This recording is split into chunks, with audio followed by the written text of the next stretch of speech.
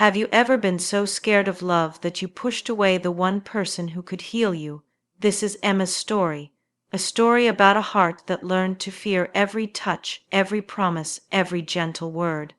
Because when love has hurt you before, trusting again feels impossible. But then she met Daniel, a man whose patience was quieter than her fear, whose hands were gentler than her pain, who showed her that not all love leaves scars. Some love heals them. This is a story about walls that came down brick by brick, about choosing hope when fear felt safer, about learning that the most dangerous thing isn't loving again, it's living without it. So settle in, get comfortable, because this story might break your heart a little before it puts it back together, and sometimes that's exactly what we need. This is His touch was dangerous. I met him on the worst day of my life. My car had broken down on an empty road outside town. Rain was pouring down so hard I could barely see through the windshield. My phone was dead. I was stuck there, alone, watching the sky get darker and darker. Then his truck pulled up behind me. I saw the headlights in my mirror, and my whole body went stiff. My hands started shaking, because I'd learned what happened when strange men found women alone on empty roads. He got out and walked toward my window. I locked the doors fast. My heart was beating so hard it hurt.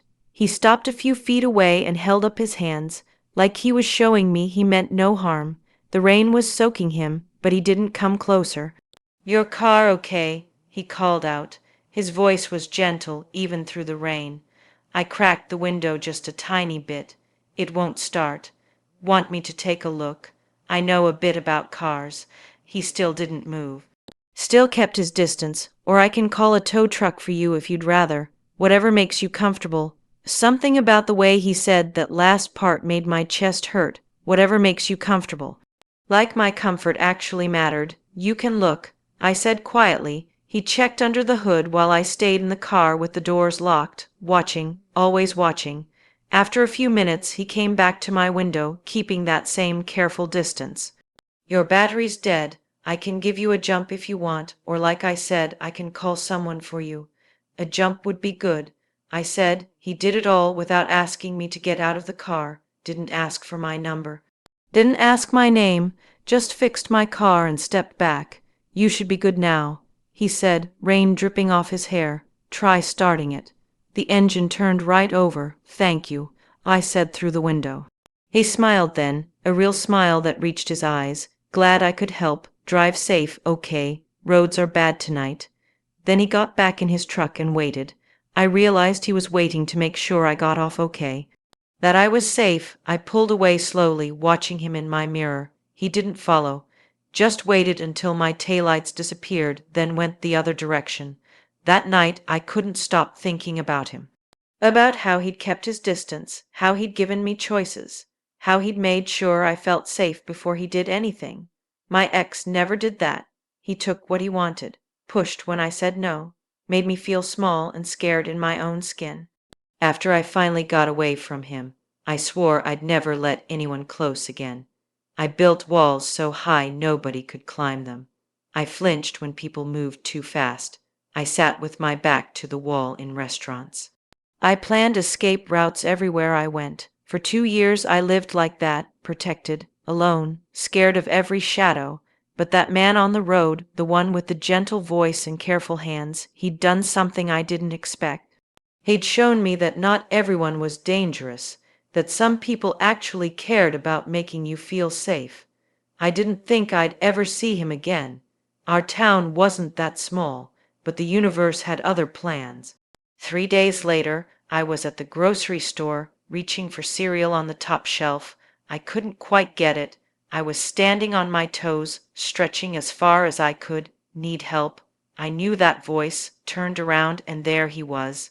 Same kind eyes, same gentle smile. "I remember you," he said, "from the road. How's your car running?" "Good," I managed to say. My heart was doing that thing again where it beat too fast. "I'm glad."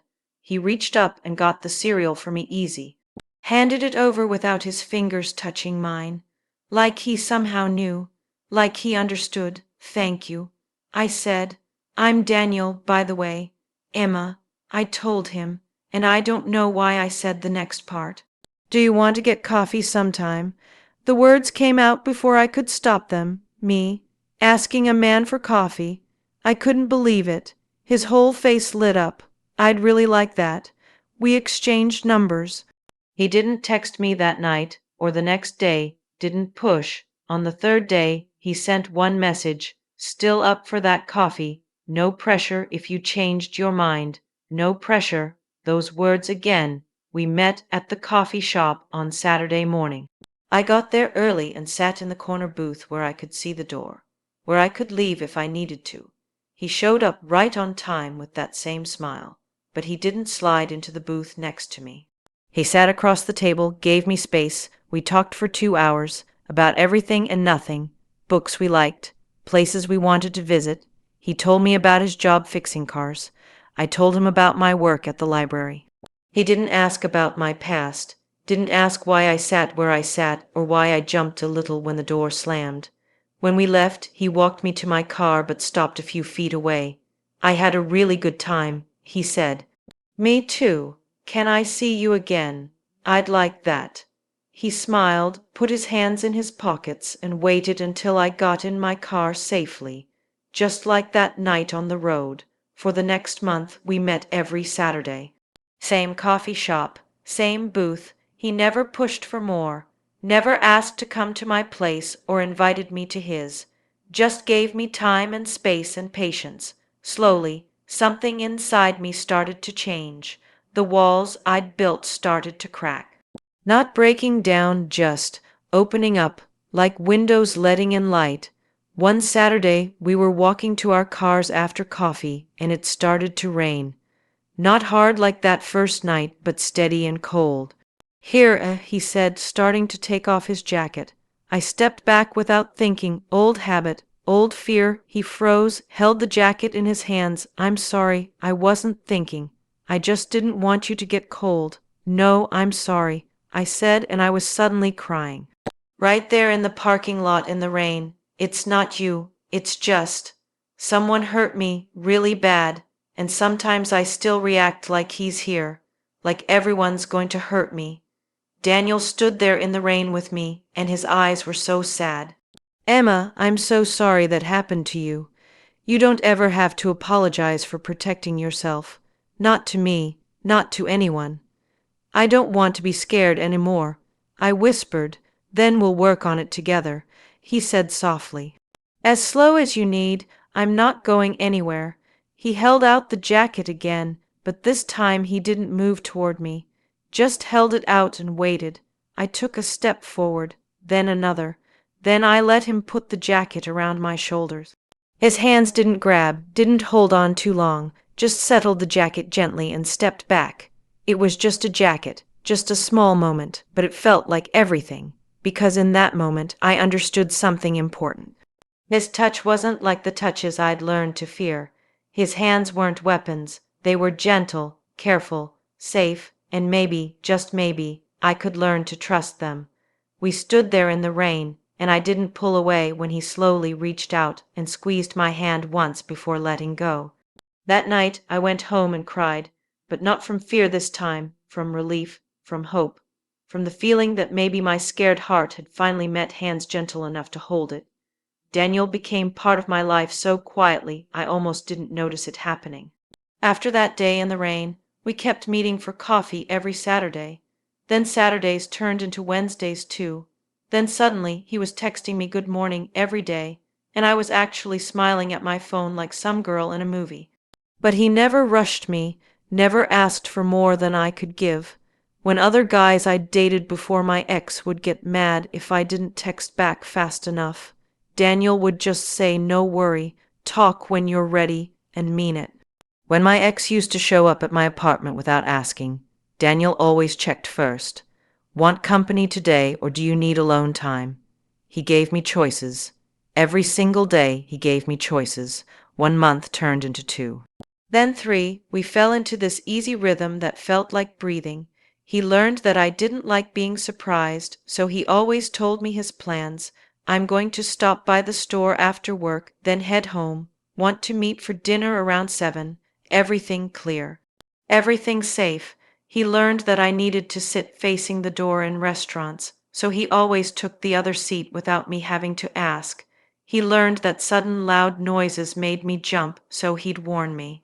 Careful, I'm about to drop this heavy book. Little things that showed he was paying attention, and slowly, so slowly I barely felt it happening, the tight knot in my chest started to loosen. I caught myself laughing more. Real laughs, not the fake ones I'd been giving people for years. I stopped checking over my shoulder every 5 seconds when we walked together. I started sleeping better at night. One evening, about 4 months after we met, we were at his place watching a movie. I'd been there a few times before, always with the lights on, always sitting on opposite ends of the couch with space between us. But that night, halfway through the movie, I found myself moving closer. Not much, just a little, Daniel noticed. He always noticed, but he didn't say anything, didn't make it weird. Just kept watching the movie like nothing had changed. 10 minutes later, I moved a little closer again. This time he shifted his arm, resting it on the back of the couch behind me. Not touching me, just there. An invitation I could accept or ignore. My heart started beating faster, but not from fear, from something else. Something that felt almost like excitement. I leaned back slowly until my shoulder touched his side. He didn't grab me, didn't pull me closer, just let me rest there at my own pace in my own time. We stayed like that for the rest of the movie, and I felt something I hadn't felt in years. Safe, actually, truly safe, thank you. I whispered when the credits rolled. For what? For being patient with me, for not pushing, for just being you. He looked down at me with those kind eyes, and his voice was soft. Emma, you're worth the wait, you're worth everything. I started crying then, couldn't help it, because nobody had ever said that to me before. Nobody had ever treated me like I was worth something precious. Hey, he said gently, it's okay, you're okay. And I was. For the first time in so long, I actually was okay. The next Saturday, we were walking through the park. It was one of those perfect fall days where the leaves were gold and red and the air smelled like wood smoke. We'd been walking for a while when I realized our hands were swinging close together, almost touching but not quite. Before I could talk myself out of it, I reached over and took his hand. Daniel's fingers closed around mine, warm and steady, and he let out this little breath like he'd been hoping I'd do that. This okay? He asked, even though I'd been the one to reach for him. Yeah, I said. This is okay. We walked the whole loop around the park holding hands, and I felt like I was 15 again, like the world was new and good and full of possibility. That night, I told him everything. About my ex, about how he'd hurt me, about the bruises and the fear and the 2 years I'd spent hiding from everyone. Daniel listened to all of it, didn't interrupt, didn't try to fix it, just listened with tears in his eyes. When I finished, he said, I'm so sorry you went through that, and I'm so grateful you trusted me enough to tell me. I've never told anyone the whole story before, I admitted. You're one of the strongest people I've ever met, he said. To survive that and still be willing to try again, to still be so kind and good, that takes real courage. Nobody had ever called me strong before. I'd always thought of myself as broken, damaged, used up. But the way Daniel looked at me, I started to believe maybe I was stronger than I thought. Maybe surviving was its own kind of strength. Over the next few months, things kept getting easier. My walls came down brick by brick. Not all at once, not in some big dramatic moment, just gradually, naturally, like snow melting when spring comes. I let him hug me, let him kiss my forehead, let him hold me when I had bad days and nightmares about the past. And he never once made me feel weak for needing time. Never made me feel broken for having scars. One night, we were sitting on his couch again, and I was tucked into his side with his arm around me. It had become our spot, our safe place. Can I tell you something? I said, always. I used to think love was supposed to hurt, that if someone wasn't jealous or controlling or intense, they didn't really care. That's what he made me believe. Daniel's arm tightened around me just a little. And now I know that real love is supposed to feel like this, quiet and steady and safe, like coming home. He kissed the top of my head. You are home, for me you're home. I tilted my face up to look at him.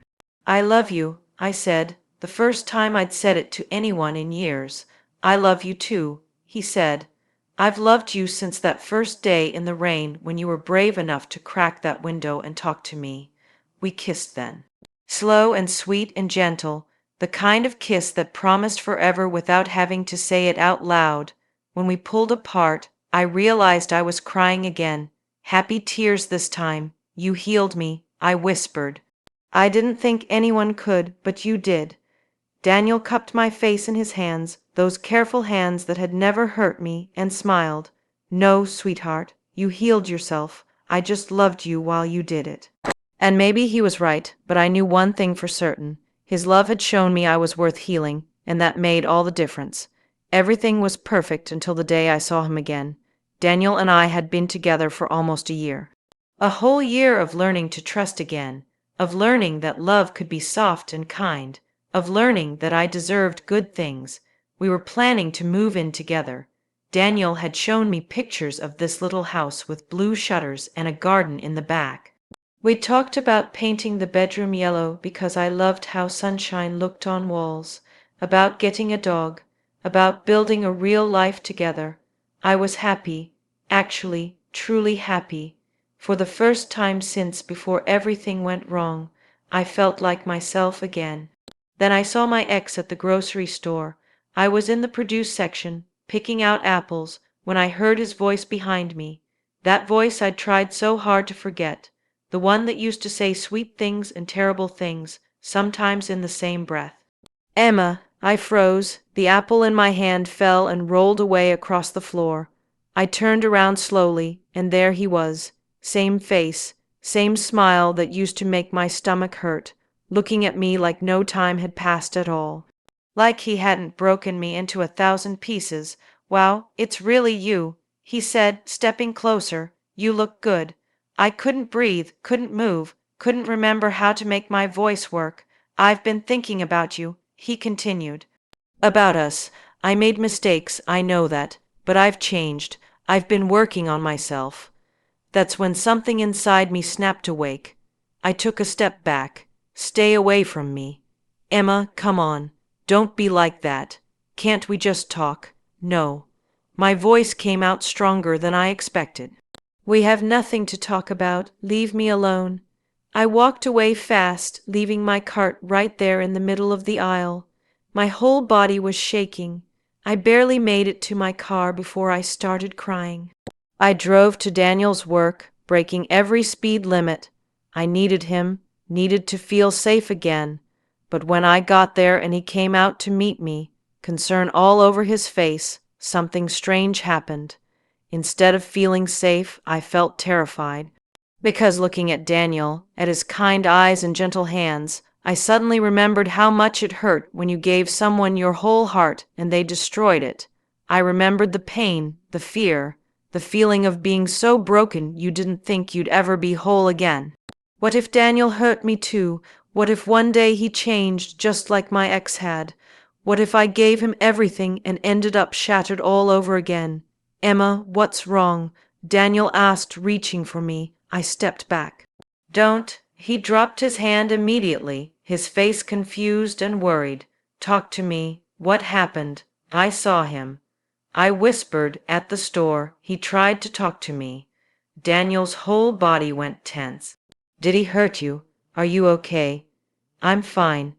I told him to leave me alone and I left. I wrapped my arms around myself.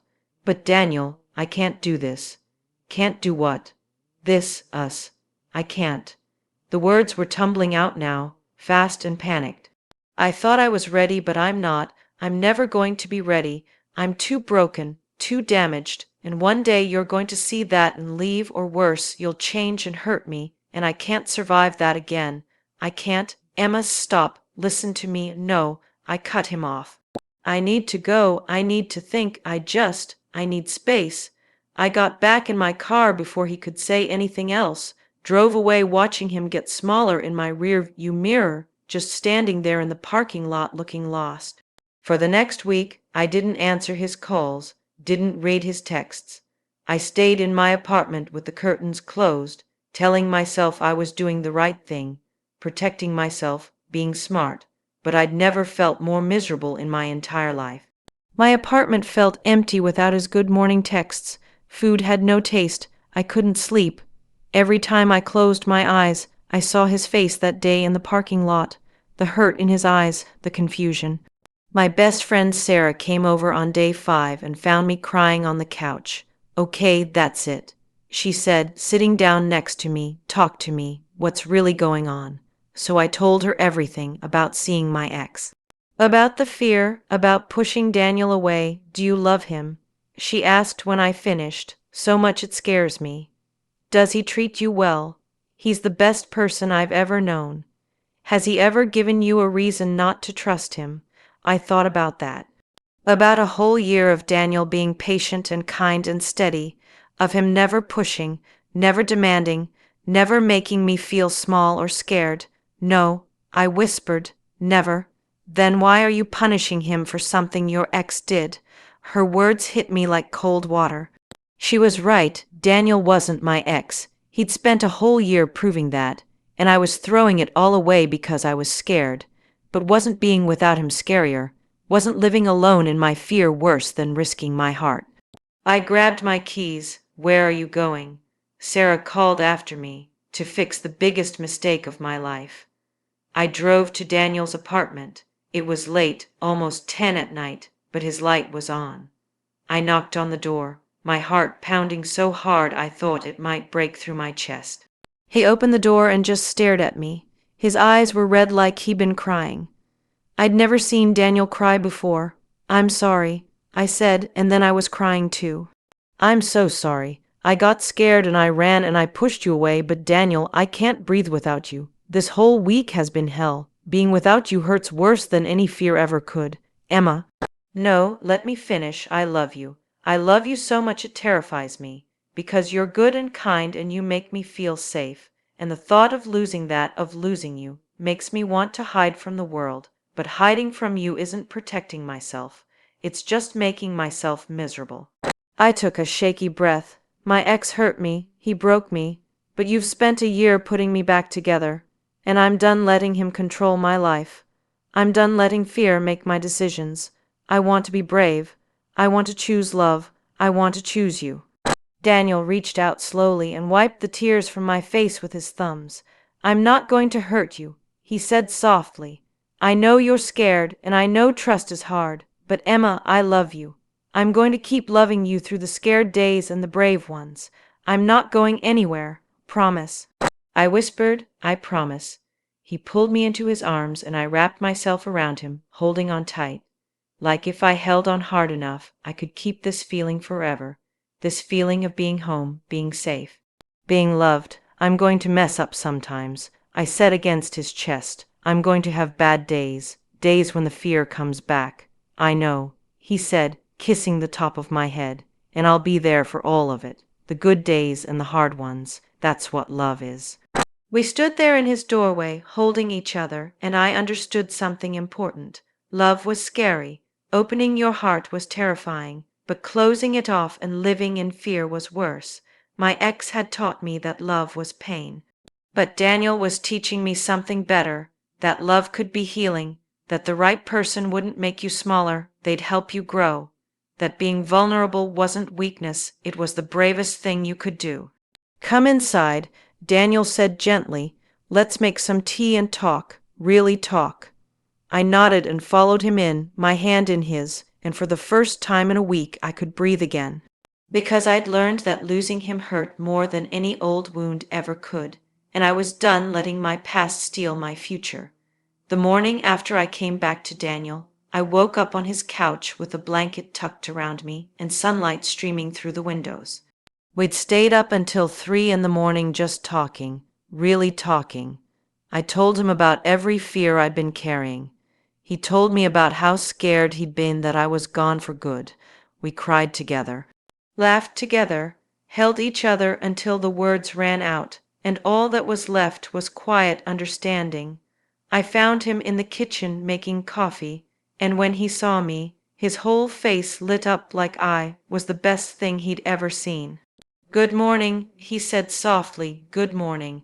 I walked over to him, and this time I didn't hesitate.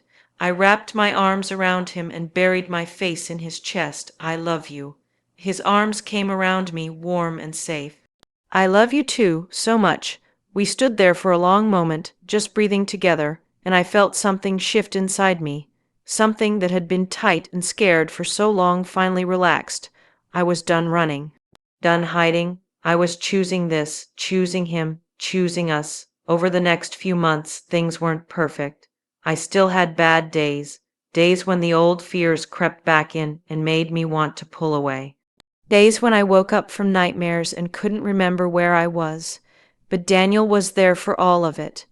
When I had a panic attack in the middle of the grocery store because someone moved too fast behind me, Daniel held my hand and walked me outside. Sat with me on the curb until I could breathe again.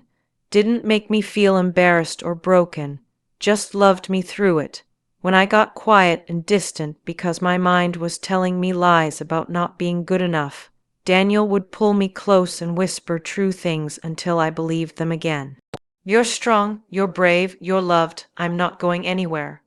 And slowly, day by day, I started to believe that maybe I really could have this, that maybe I deserved happiness, that maybe my story didn't have to end with pain. 6 months after that night when I almost lost him, Daniel took me back to the park where we'd first held hands. It was spring now, and everything was blooming. The whole world smelled like flowers and fresh grass. We walked to our favorite bench by the pond and sat down. His hand found mine automatically now, like it belonged there. "I want to show you something," he said, pulling out his phone. He opened his photos and started scrolling. There were pictures of me I didn't know he'd taken, me laughing at something he'd said, me reading a book in his living room with my feet tucked under me feeding the ducks at this very pond. "I started taking these about a month after we met," he said quietly, "because I wanted to capture all these moments, all these little pieces of you that I was falling in love with." My eyes were already filling with tears. He kept scrolling, more pictures, me in his kitchen making pancakes, me sleeping on his couch, me dancing in his living room when I thought he wasn't watching. "You want to know what I see when I look at these pictures?" he asked. I nodded, not trusting my voice. "I see someone who's incredibly brave, someone who survived something terrible and came out the other side still able to love, still able to laugh, still able to be kind." He turned to look at me, his eyes serious. "Emma, you are the strongest person I know, and I want to spend the rest of my life reminding you of that every single day." That's when he got down on one knee. I stopped breathing. "I know we've been through a lot," he said, pulling out a small box.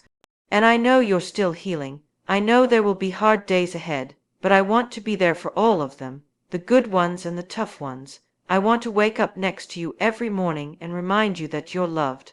I want to build that life we've been dreaming about, the house with blue shutters, the yellow bedroom, the dog, all of it."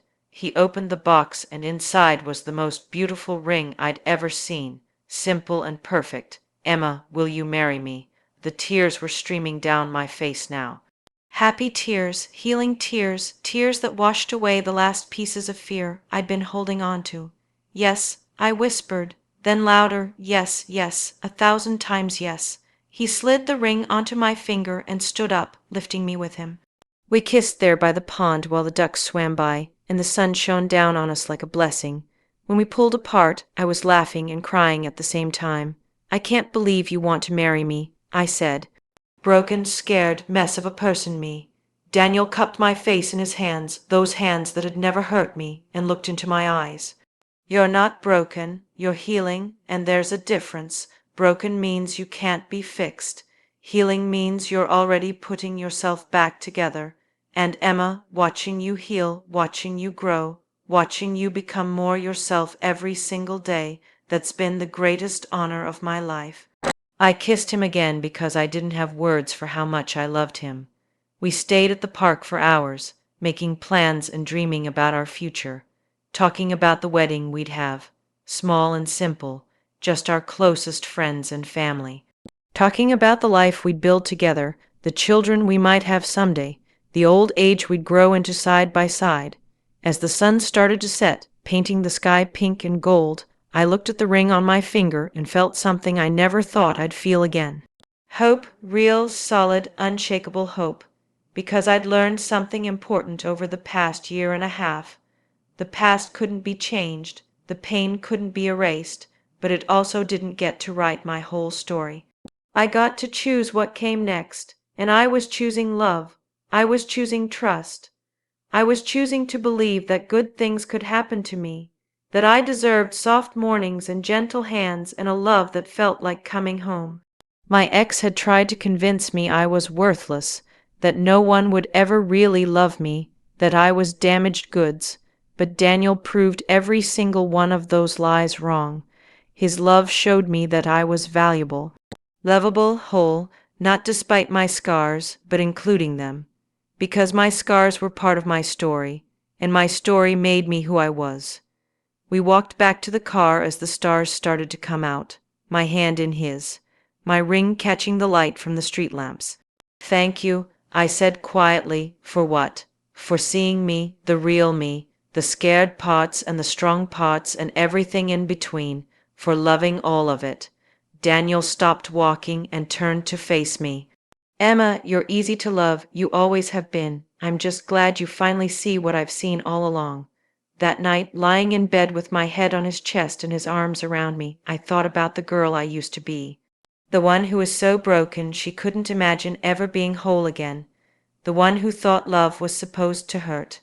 I wished I could go back and tell her that she'd make it, that the pain wouldn't last forever. That one day a man with kind eyes would stop on a rainy road and everything would change.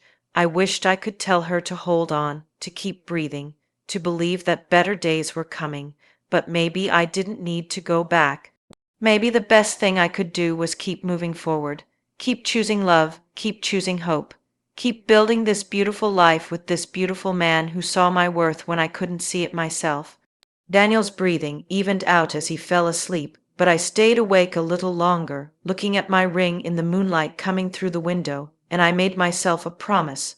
I promised that I would never let fear steal my joy again, that I would fight for this love, for this life, for this second chance I'd been given, because his touch had been dangerous to every lie I'd ever believed about myself, and that was the best kind of danger there was. Thank you for staying with Emma and Daniel until the very end.